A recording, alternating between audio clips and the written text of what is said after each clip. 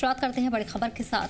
भर्ती एग्जाम से उर्दू को हटाने का मामला सामने आया है। बता दें कि उमर सरकार ने मामले पर वजाहत पेश की है। उर्दू को हटाने का सवाल ही नहीं, पीडीपी पर गलत जानकारी फैलाने का इल्जाम लगाया है। उर्दू रेवेन्यू डिपार्टमेंट के लिए बेहद जरूरी है, सीएम उमर ने कहा है। कल उर्दू को लेकर किए गए पीडीपी के एहतजाज के जवाब में एनसी ने प्रेस कॉन्फ्रेंस की है।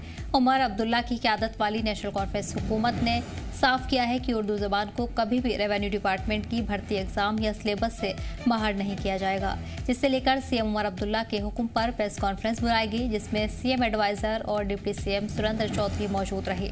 इस मौके पर सीएम ने कहा कि पीडीपी इस मुद्दे पर गलत जानकारी फैला रही है।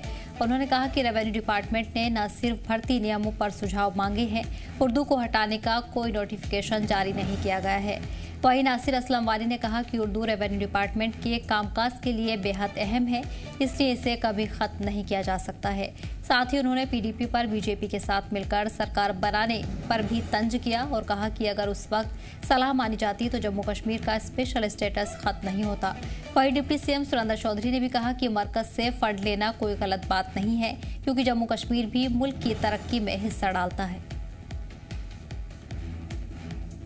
हमें एतराज़ात लोगों से मांगे थे और ये डेमोक्रेटिक सिस्टम का एक जो है मेन एक जो है तरीक़ेकार है।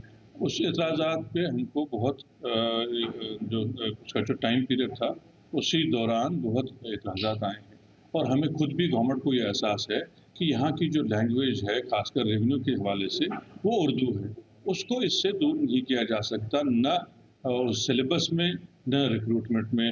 क्योंकि अगर रेवेन्यू के जो अफसरान हैं अगर वो उर्दू ना जान सकें, उर्दू ना पढ़ सकें, उर्दू में वो जो है सारे डॉक्यूमेंट्स ना जांच कर सके तो कोई उनकी हिफाजत नहीं होगी, उनके काम करने के तरीके में बहुत दिक्कत आएगी। ये इसकी जो बैकग्राउंड यही है। लेकिन उन लोगों का जो आज जो एहतजाज था मैं उस पर हैरान हूँ। उनको किस बात की जल्दी थी? कोई ऐसा वो नोटिफिकेशन दिखाएं जहां गवर्नमेंट ने उर्दू को इस सिलेबस से निकाला है या रिक्रूटमेंट की प्रोसेस से निकाला है। आपकी चैनल के माध्यम से मैं उन सबसे गुजारिश करूंगा कि अगर कोई ऐसा नोटिफिकेशन उनके पास है जिससे उर्दू को इस सिलेबस से निकाला गया है या रिक्रूटमेंट के रूल से निकाला गया है तो हम कसूरवार हैं। उन लोगों को इस बात को की जल्दी है कि वो लोगों में जो है गलतफहमी पैदा करना चाहते हैं। न सिर्फ इस इशू पे हर इशू पे उनका हक है एज अपोजिशन वो मुखालफत करें, लेकिन लोगों में गलतफहमी पैदा ना करें। रही पीडीपी की एक बात जो अभी इन्होंने सवाल किया कि पीडीपी कहती है कि हमें दिल्ली में जाके मांगना पड़ता है। मुझे बताएं, जम्मू कश्मीर की जब जम्मू कश्मीर एक स्टेट थी उसकी असेंबली में इनके फाइनेंस मिनिस्टर ने क्या कहा था द्राविड़ साहब? उन्होंने कहा कि हमें बैगिंग बॉल के साथ हमें दिल्ली में जाना पड़ता है और कब तक जाएंगे। और ये इतिहास है, जब से देश आज़ाद हुआ, जब से जम्मू कश्मीर की आज़ादी है 47 से लेके आज तक कोई भी सरकार जो भी दिल्ली में हुई है उसके आगे कोई भी सरकार कहे कि जम्मू कश्मीर की हमने नहीं दिल्ली से जाके पैसे मांगे। कौन सी सरकार है जो कहती है हम नहीं मांगे? हर सरकार की मजबूरी है, क्योंकि जम्मू कश्मीर एक टैलेंट पे बसी हुई स्टेट है, देश के आखिरी कोना आखिरी छोर पे है, जो पाकिस्तान के बिल्कुल मुंह के आगे खड़ी स्टेट है, जिसका अपना कोई सोर्स ऑफ इनकम नहीं है। तो इसलिए अगर हिंदुस्तान से हम कोई पैसा मांग के आते हैं तो हिंदुस्तान भी हम पे कोई एहसान करके नहीं देता, या हम भी अगर मांगने जाते हैं तो अपना हक लेके जाते हैं। क्या यहाँ के लोग इनकम टैक्स नहीं देते? क्या यहाँ के लोग जीएसटी नहीं देते? क्या हम लोग देश की तरक्की में अपनी हिस्सेदारी नहीं डाल रहे? जम्मू कश्मीर के लोग जब हम अपनी हिस्सेदारी डालते हैं, यहाँ के जितने भी प्रोजेक्ट हैं वो बिजली कहाँ जा रही है? देश में जा रही है, जहाँ से पूरा एक रेवेन्यू कमाया जाता है। तो उस हिस्सेदारी में से अगर हम कोई पैसा मांगते हैं तो भीख नहीं मांग रहे। हाँ, लेकिन हमने तो ये कभी नहीं कहा, ना शेर कश्मीर शेख अब्दुल्ला साहब ने कभी कहा, ना कायदे-जानी डॉक्टर फारूक अब्दुल्ला साहब ने कहा, ना आज के ऑनरेबल चीफ मिनिस्टर मेरे कायद और जम्मू कश्मीर के मुख्यमंत्री जनाब उमर साहब ने कहा कि हमें भीख मांगने के लिए वहाँ जाना पड़ता है। फर्जी पता जानकारी के लिए हमारे नुमाइंदे ख्वाहिश जुड़ गए हैं। ख्वाहिश भर्ती एग्जाम से उर्दू को हटाने का मामला सामने आया है। हालांकि सरकार ने इस पर सफाई भी दी है। ये भी कहा गया है कि सिर्फ गुमराह करने वाली बात फैलाई जा रही है।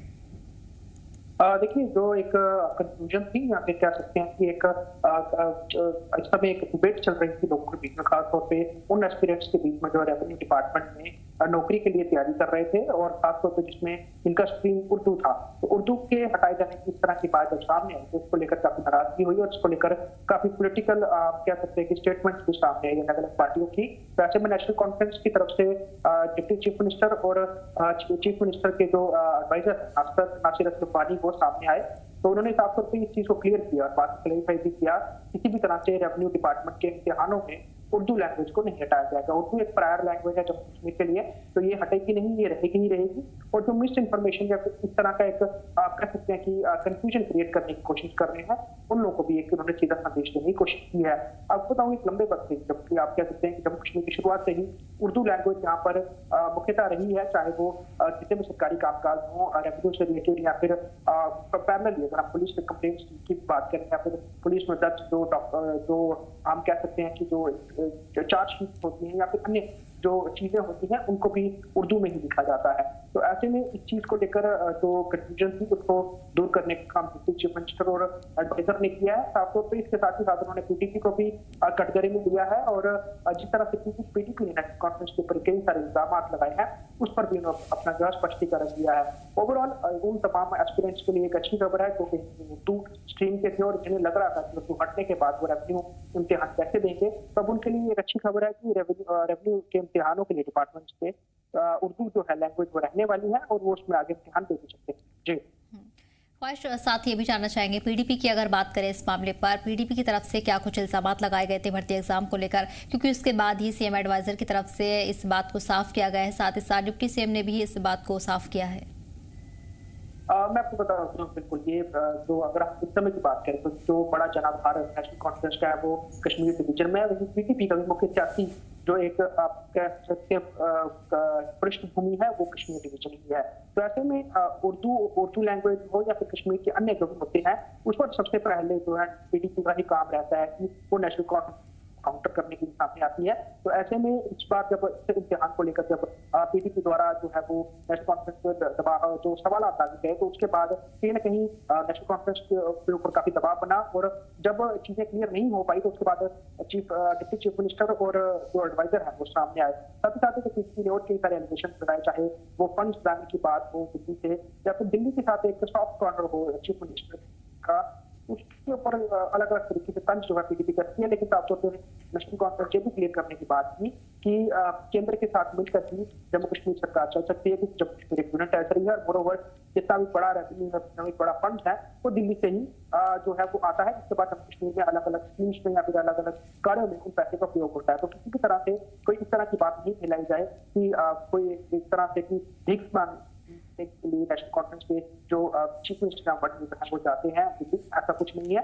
ये एक सिस्टम रहता है और सिस्टम के तहत पूरा कामकाज होता है। ओवरऑल पीडीपी के और भी कई सारे एलिगेशन थे जिसके ऊपर नेशनल कॉन्फ्रेंस ने विराम लगाने की कोशिश की है, आपके तरफ स्टेटमेंट देने की कोशिश की है, लेकिन चीजों के ऊपर जो सियासत है रोकी पा सकते हैं और नेशनल कॉन्फ्रेंस जवाब लोगों के बीच में है।